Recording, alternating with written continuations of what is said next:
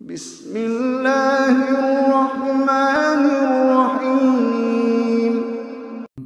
পরম করুণাময় ও অসীম দয়ালু আল্লাহর নামে শুরু।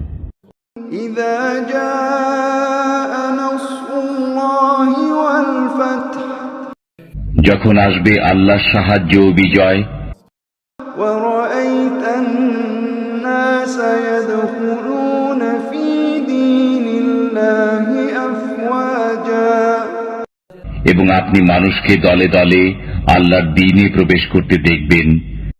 ফাসাব্বিহ বিহামদি রাব্বিকা ওয়াস্তাগফিরহু ইন্নাহু কানা তাওয়াবা। তখন আপনি আপনার পালনকর্তার পবিত্রতা বর্ণনা করুন এবং তাঁর কাছে ক্ষমা প্রার্থনা করুন, নিশ্চয়ই তিনি ক্ষমাকারী।